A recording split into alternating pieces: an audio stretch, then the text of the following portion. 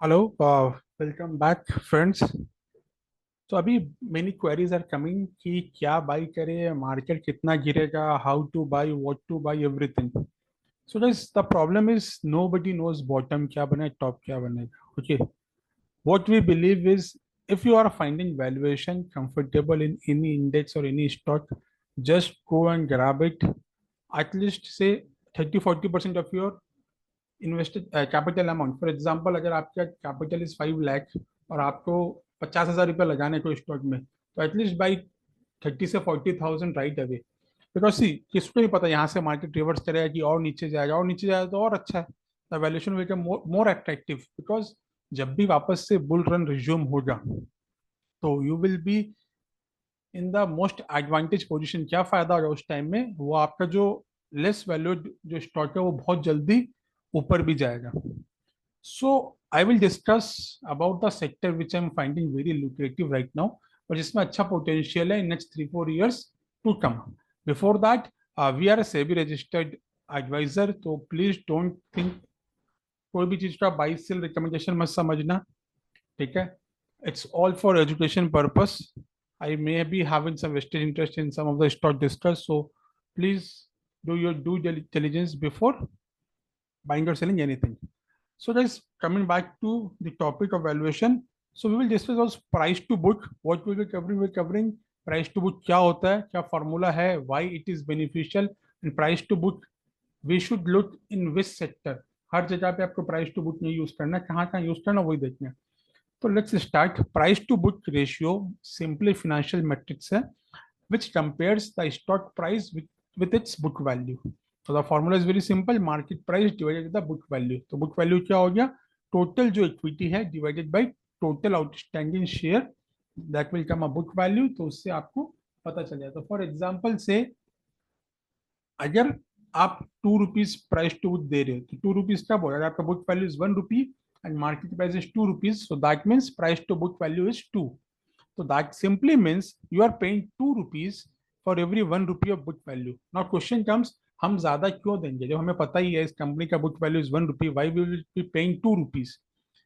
तो क्या होता है, अभी हमको पता है इस कंपनी में इतना ग्रोथ आना है, we know this company can perform very well in the coming years, so that's the reason we are paying to pay the high premium. तो जो प्रीमियम दे रहे हैं that's only the book value.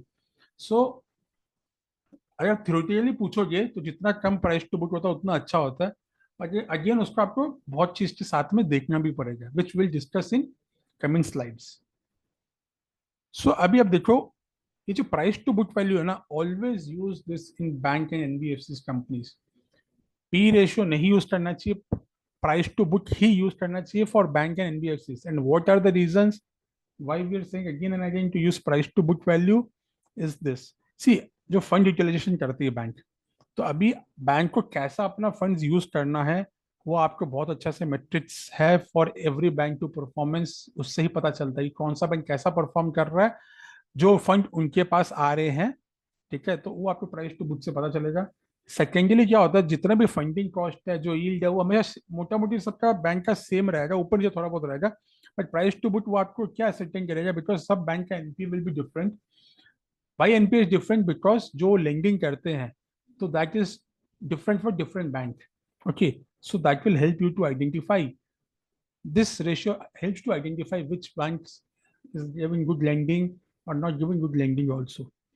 So right now we will analyze some of the sectors. For example, Nifty Private Bank, PSU Bank. Now let's come what is median PBV. तो median price to book value क्या होगा कि average, और मैंने क्या average लिया, मैंने बहुत सालों का एवरेज ले लिया जो मैक्सिमम अवेलेबल था इन स्क्रीनर, वहां से लिया। तो that is 2.7 average and currently it's 2.2। तो जस्ट इमेजिन 2.7 मीडियन पीवीबी और अपने सिर्फ 2.2 पे है। तो that means it's very lucrative, तो अभी बहुत सस्ता मिल रहा है आपको private bank. And same with PSU bank. तो मैंने एक ऐसा चार्ट बनाया है आप लोग के लिए, निफ्टी प्राइवेट बैंक और कंज्यूमर फाइनेंस का। तो प्राइवेट बैंक क्या हुआ, जितनी प्राइवेट बैंक मैंने यहाँ पे लिख दी, you can add more if you want. मैंने सबका मीडियन पीबीवी निकाला, कैसे निकाला I will explain to you also, so that you can also do this homework. And what is the current price to book, for example HDFC bank is 4.4 and currently the price to book is 2.8। So which means it's very cheap. Same with ICICI Bank, the median is 2.1, current is 3.34, so that is not that cheap. Kotak Mahindra is very cheap, Axis is cheap, IndusInd is very cheap, Federal is okay, IDFC First is okay, Bandhan is cheap, CUB is cheap, RBL is cheap. So you can analyze from this AU Bank is very cheap. तो अब इससे क्या समझ सकते हैं कौन सी bank अभी आपको सस्ते में मिल रही है फ्रॉम देयर मीडियन एवरेजेस? सी हम हमेशा मानते हैं कि हर चीज एक मीन में रिवर्ट होती है, बट जब वो मीन से नीचे चली जाती है तो the bounce will be much much faster. One more sector about apart from this private bank is consumer finance, जिसमें बहुत पोटेंशियल है. So there are 3 5 4 5 companies have listed, आप ज्यादा भी नाम ले सकते हो. सो बजाज फाइनेंस भी बहुत चीप है, Bajaj Finserv is not that cheap, but Chola, Shriram, Muthoot, आप ये सबको एनालाइज कर सकते हो and you can see how cheap this companies are. यहाँ से क्यों उनका ज्यादा प्राइस चांसेस है ज्यादा ऊपर जाने का. That's the reason you have seen Bajaj finance का इतना अच्छा performance in this Carnage also.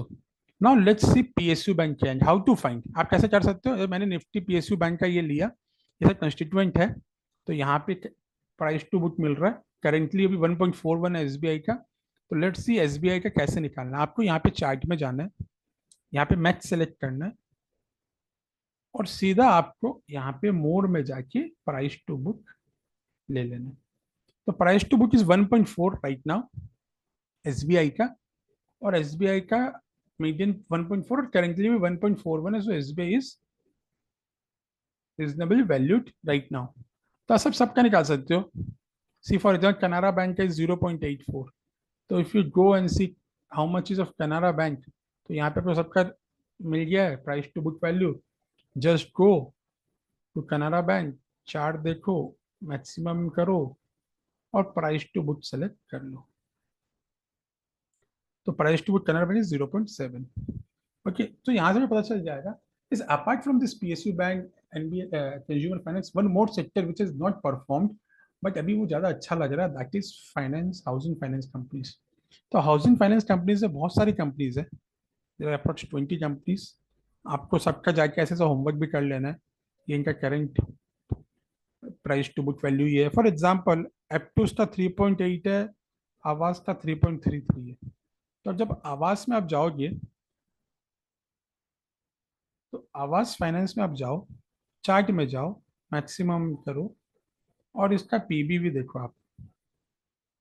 So median is 5.4, currently is 3.3. तो इट्स अगेन चीप.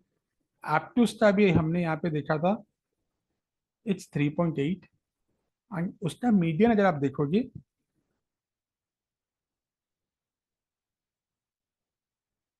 तो उसका median is 4.6. So again it's cheap. तो अभी ये है, ये चीप देख के आपको बाई नहीं करना है, अभी आपको फिल्टर करना है. तो फिल्टर करने से क्या फायदा हुआ, when you are writing on your sheet कि क्या उनकी कंपनी चीप है, वो सबका जब आप एनालिसिस करते हो सबके नाम आ गए. अब आपको क्या करना है, आपको सीधा जाना है डॉक्यूमेंट्स में और एक कॉन्कॉल है, कॉन्कॉल में जाके यू जस्ट रीड कि भाई क्या हो रहा है, कंपनी क्या ग्रोथ दिखाने वाली आने वाले दिनों में. तो when you combine the growth factor and the valuation factor and you buy anything cheaply valued which has a good potential to grow in coming month or coming years, तब उसको बोलता है value buy. And as a result आप देखोगे आपके आने वाले 3 4 साल में you will have a significant return in your portfolio when you buy all these companies. Because this is the process to identify cheap companies, banks and NBFCs and invest. So currently what I am doing, I've been investing SIP in Nifty Bank ETFs, जो मैं कर रहा हूँ because अभी बहुत cheap level है, इसलिए the reason.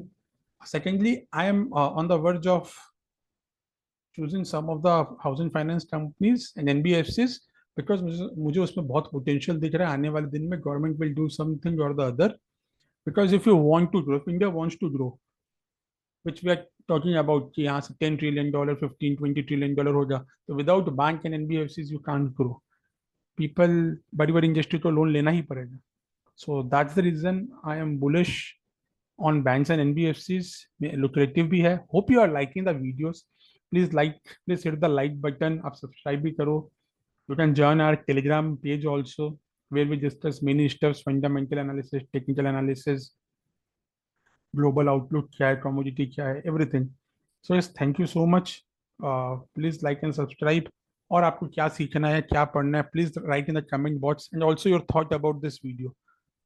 Thank you so much for giving your precious time.